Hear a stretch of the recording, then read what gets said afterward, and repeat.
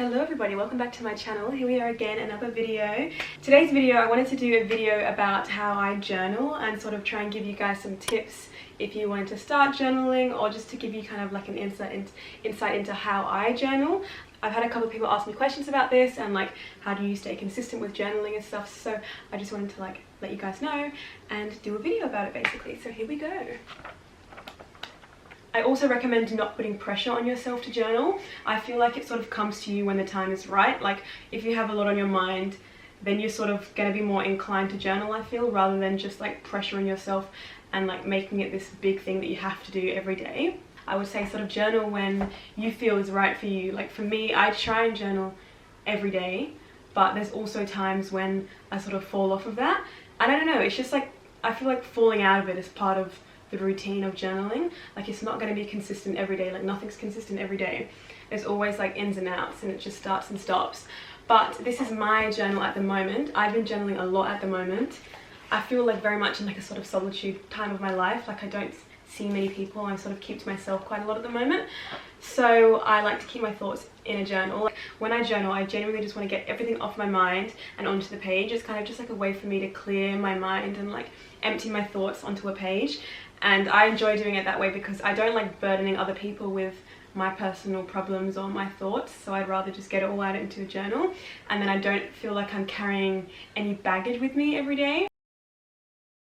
Whenever I journal, I write down good morning or good afternoon or good evening, whatever it is, and then I write down the time and I write down the date. I like looking back on them and sort of like looking at them being like, oh yeah, I remember when I did that, I was doing that at that time, I remember where I was, what I was doing, and I can just sort of like put the pieces together in my mind. So I like to write the time and the date. In the morning, the first thing I'll write when I journal is I'm feeling ... and then I'm like, how am I feeling? And then I sort of like try and unpack that a bit. If I'm feeling like anxious, I'll be like, why am I feeling anxious? Like, is there a source for this? How can we like improve this going into the day? I don't know, I find it really helpful just to like sit with my emotions for a bit in the morning and like see how I'm feeling, see how I'm doing, check in with myself. If I have a lot of stuff in my mind, like, oh, I need to do this, I need to do this, I find it really helpful to just sort of like get it all out onto a page. And I'll literally just like, my writing looks like a scribble because I'm going so fast trying to keep up with my mind. I'm not fussed about being like aesthetic or neat in my journals. Like it's just writing and it's just like mind dump. Like sometimes I look back on them and I'm like, what am I trying to say? I can't even understand my own handwriting because I'm trying to get it out so quick. But I'll just write everything out and then I'll sort of go back to that chaotic scribble and sort of like try and like pick out the important things and like then make like an organized list out of it, so I can be like, okay, that's what I need to do, rather than just having all of this like shit in my mind. Set any intentions for the day, like what am I going to do today, what do I want to get out of today, and not necessarily always like material things that you want to get out of the day or like goal-based things, but like how do you want to feel that day? Like how do you want to end the day feeling? Like do you want to end the day feeling like you've accomplished things, or do you want to end the day feeling like you took time out for yourself, or do you want to end the day feeling like you really connected with people that you love? And I just feel like setting those intentions in the mornings, it's sort of like it sets your mind up and it sort of like embeds that into your conscience, and then when you sort of like move throughout your day, you sort of have that in the back of your mind and you sort of move towards those intentions, if that makes sense. Otherwise, I feel, well personally, I feel kind of like lost if I don't like know what I'm gonna do that day or what I want to get out of that day. I sort of like just move through the day, just meander throughout the day and not have like a clear idea of what I want. I find that really helpful. I know it's like a buzzword at the moment, like setting your intentions and having purpose or whatever, but I genuinely do find it very helpful. And sometimes I'll also write down like things that I'm grateful for, just because I feel like that sort of helps me get into a positive mindset and put things into perspective, just to remember, always remember sort of how grateful I am, how lucky I am, how blessed I am. And that also just helps to improve my mood and it like makes me stay happy throughout the day. I just feel like there's too much, I'm too blessed and I have like too much to be grateful for to be like sad, you know what I mean? Like I don't have anything to be sad about right now, and it's like not to put my emotions down or like invalidate my emotions. I just find it really hard to get genuinely like bogged down in like negative emotion when I'm so grateful for like the life that I have.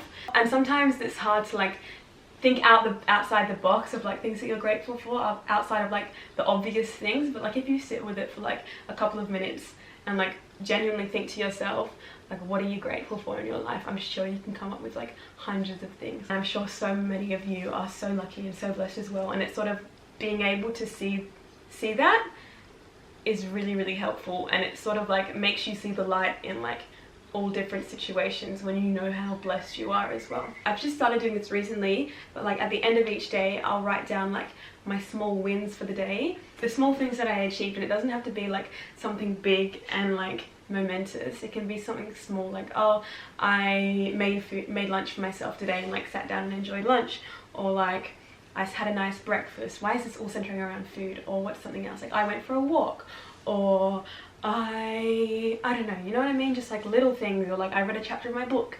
Those like little things that like are kind of overlooked, but if you like celebrate them a bit more, it sort of congratulates yourself, you know what I mean? So that's lists, small wins, and then after I write the small wins, sometimes I'll write like improvements for the next day. So like things that I didn't get around to doing, or like something that I felt my day lacked that I can bring into the next day and sort of improve in the future. So this is an example of the day that I wrote out my wins and my improvements. So my wins for the day was that I went to the gym, I prepped my lunch for the next day,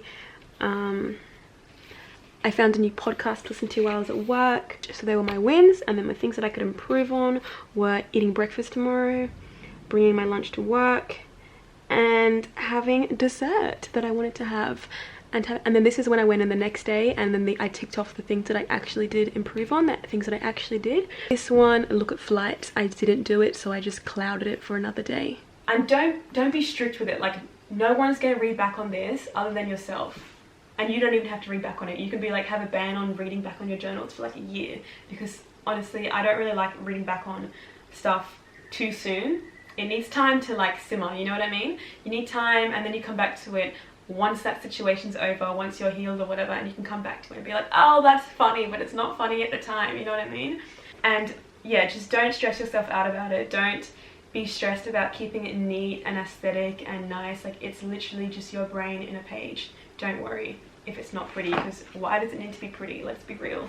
It's just pages of writing. It's pages of your mind. And I just love having journals so I can look back on them. And I'm like, I think to myself, like, I'm gonna have these books to look back on when I'm old, and I can show my kids. Well, I probably won't show my kids because I don't even know what's in these. And it sort of puts things into perspective for me, because I will look back and read something like this, and I'm like, I don't think I was very happy at this time, but I was saying that I felt like I've been lacking in some way lately. Like, a piece of me is missing. Morning routines have fallen off. I'm doing less and more. Spending more time worrying.